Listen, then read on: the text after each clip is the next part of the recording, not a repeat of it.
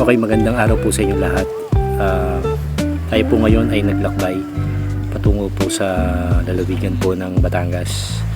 Karoon po tayo ng pagkakataon, so sinamantala po natin at tayo po ay nagtungo dito po sa mismo sa Lubao, Batangas. Ayan.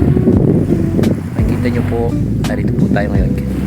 Kung familiar po sa inyo yun po yung Malagundi Point na madalas na rin po natin nakikita sa social media. So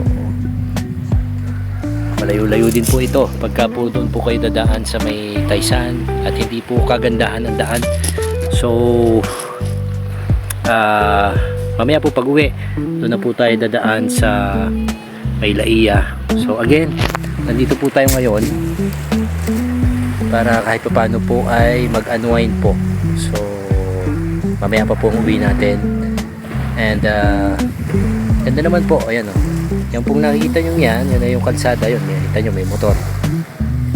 Yan po yung parang area ng mga resorts po yan. Sunod-sunod po yan. Mga resorts po yan. Mahaba yan. So, mamimili na lang po kayo. Dami pong nagka-camping.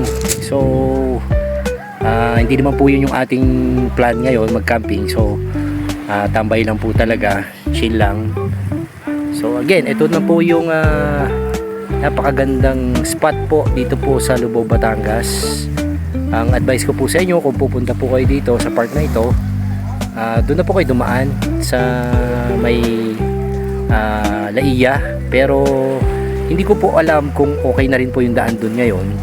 Pero compare naman dito sa may Lubao, bayan ng Lubao, patungo po dito ay medyo mahirap po, mahaba yung rough road, tapos medyo may part po na talagang mahirapan po yung mga sasakyan. Ano po, 4 wheels man yan o motor po.